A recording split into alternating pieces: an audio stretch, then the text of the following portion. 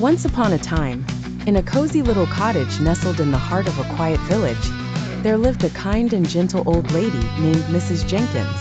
Mrs. Jenkins lived alone, but she was never lonely, for she had a mischievous group of mice who lived in the walls of her cottage.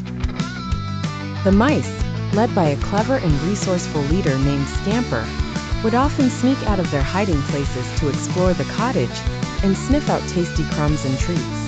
Mrs. Jenkins, who loved nothing more than baking and cooking, would often leave out little treats for the mice.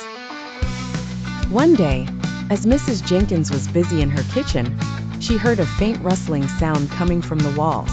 She looked around, wondering what could be making the noise, and that's when she saw Scamper and his group of mice scurrying across the floor. To Mrs. Jenkins' surprise, the mice didn't run away.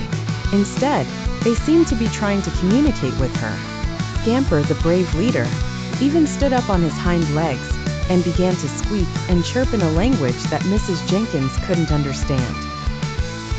But as she watched the mice, Mrs. Jenkins had an idea. She remembered a story she had read about mice being able to understand human language if they were treated with kindness and respect. So she decided to try and communicate with the mice. "Hello there, little ones," Mrs. Jenkins said, speaking slowly and clearly. "What seems to be the matter? Are you looking for something to eat?"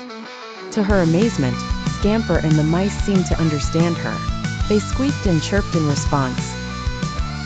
Mrs. Jenkins, using her knowledge of animal behavior, was able to decipher their language. As it turned out, the mice were indeed looking for food, but they were also trying to warn Mrs. Jenkins of a potential danger. A sly and cunning cat, who lived in the neighborhood, had been spotted lurking around the cottage, looking for an easy meal. Mrs. Jenkins was grateful to the mice for their warning, and she quickly took steps to secure her cottage.